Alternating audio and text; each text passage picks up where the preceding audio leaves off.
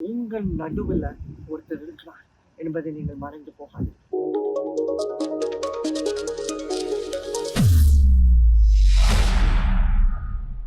Hi friends, உங்கள் எல்லாரையும் பார்க்குறதுல எனக்கு ரொம்ப சந்தோஷமாக இருக்குது.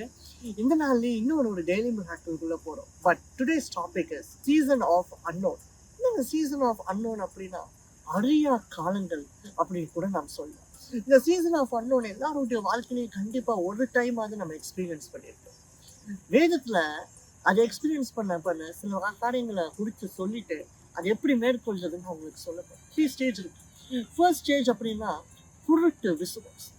உங்களுக்கு முன்பதாக எதுவுமே உங்களுக்கு தெரியும், ஒரு செவருதான், அவ்வளவுதான், blind, nothing. Lord Jesus, nothing is visible for me. எனக்கு எதுவுமே நம்பிக்கையே இல்லையே, நான் எதை வச்சு நம்புறதுக்கு, இன்னொன்று எதிர்காலம் எதுவுமே எனக்கு தெரியலையே, நான் எதை வச்சு முன்னாடி போகிறதுக்கு அப்படின்னு. இதே போல யாத்திராகமம் 2ஆம் அதிகாரத்தை வாசிச்சிங்க அப்படின்றால் மோசே என்னும் நபரு இதே பிரச்சனையில தான் இருந்தான். அவனுடைய இளவரசி வனாந்தரத்துல அவனுக்கு அடுத்தது என்ன பண்ணணும்னு தெரியல, யாரை நம்பணும்னு தெரியல, எதை வச்சு அடுத்த காரியத்தை செய்யணும்னு தெரியல. ஒன்று இல்லாமல் ஒரு வேகபாண்டா அந்த இடத்துல இருக்கலாம். ஆனா அது அவனுக்கு ஒரே ஒரு நம்பிக்கை இருந்துச்சு, ஒரு தெய்வம் என்று ஒன்று இருக்கும், அதை என்னை ரட்சிக்கும் அப்படின்னு. யெகோவா தேவன் அவனுக்கு தெரியாது, இஸ்ரவேலின் தேவன் அவனுக்கு தெரியாது. ஆனா அந்த காணாத தேவன் மேல் அவன் நம்பிக்கையை வச்சதுனால அந்த காணாத தேவன் அவர் காணும்படியாக இறங்கி வந்தார். பிரியமான தேவச்சன், அவன் வாழ்க்கையை மாறினார். அடுத்ததாக ஸ்டேஜ் 2 நீங்க பாத்தீங்கன்னா அந்த குருட்டு விசுவாசமுக்கு அப்புறம் நீங்க நம்பணும், நம்பிக்கைக்கு அப்புறம் கீழ்ப்படியணும். அந்த கீழ்ப்படிது என்ன சொல்லுவாங்க, கீழ்ப்படினது ஆண்டவர் சொல்ற காரியங்கள் அந்த நேரத்துல நம்மளுடைய மூளைக்கு ஃபூலிஷா தோணும். சாரி பார்த்து ஒரு விதவைன்னு ஒரு விதவை இருந்துச்சு. அந்த விதவைட்ட தீர்க்கதரிசி ஆண்டவர் அனுப்புறாரு. அந்த ஊர் ஃபுல்லா பஞ்சம். தீர்க்கதரிசி போய் சொல்றார், எனக்கு அப்பம் கொண்டா, தண்ணி கொண்டா, அதை கொண்டா, இதை கொண்டான்னு இவர் விழுந்து கேட்டுட்டு இருக்காரு. ஃபுல்லா பஞ்சம். எப்படிங்க? ஆனா அந்த விதவை கீழ்ப்படிச்சான். அவன் எனக்கு முன்பதாக எதுவுமே இல்லை, பட் நான் இந்த தீர்க்கதரிசியை நம்புறேன், அவனுக்குள் இருக்கிற தேவனை நான் நம்புறேன் அப்படின்னு கீழ்ப்படிச்சான். நடந்ததல்ல, அவனை தேவன் ஆசீர்வதித்தார். மாவும் எண்ணெயும் குறையவே இல்லை. பிரியமான தேவன், ஆபிரகாம் பாரு, தேவன் ஈசாக்கை கொடு, ஆனா திரும்பி போய் பலியிட சொல்லும் போது கீழ்ப்படினார். எபிரேயர் 11, 17, 19 வரைக்கும் நீங்க வாசிக்கும் போது பவுல் சொல்றார், ஈசாக்கை பலியிட சொன்ன போது ஆபிரகாம் பாருங்க, மேலும் விசுவாசத்தினாலே ஆபிரகாம் தான் சோதிக்கப்பட்ட போது ஈசாக்கை பலியாக ஒப்பு கொடுத்தார். எதனால ஒப்பு கொடுத்தான்? 18ஆம் வசனத்தை வாசிக்கும் போது, எனக்கு மகனை கொடுத்த தேவன் அவனை உயிர்ப்பிக்கவும் வல்லவனாய் என்ற அந்த விசுவாசம், அந்த நம்பிக்கை இருந்தது.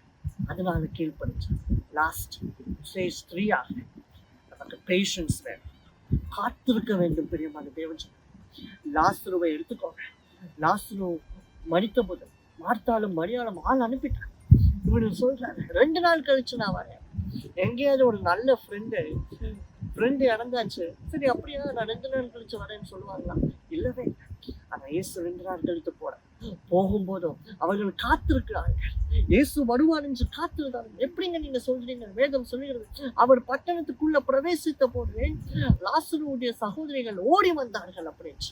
இயேசுவை பார்த்தது கல்லு புறத்து போட்டு லாசரு உயிரோட வந்தார். பிரியமான தேவஜனமே, இன்றைக்கு நம்மளுடைய வாழ்க்கையில ஒன்னே ஒண்ணுதான் செய்யணும். சீசன் ஆஃப் அன்னோன் நீங்க இன்னைக்கு கடந்து போகலாம்.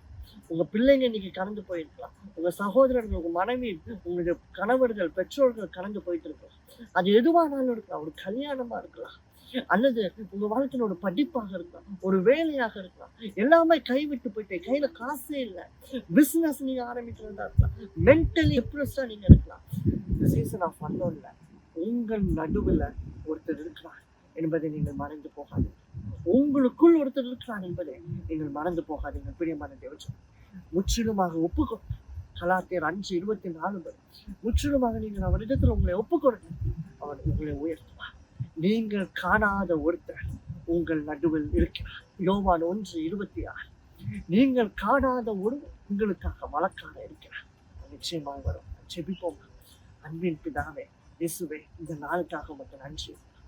அதோட நாங்கள் எல்லாரும் இந்த சீசன் ஆஃப் அன்னோன்ல கடந்து போகணும். ஆனா இந்த சீசன் ஆஃப் அன்னோன்ல நீர் எங்களோடு இருப்பதற்காக உமக்கு நன்றி இயேசு. நன்றி இயேசுராஜா. எங்களோடு வாடும் அப்பா, எங்களோடு நீர் உறவாடும் அப்பா.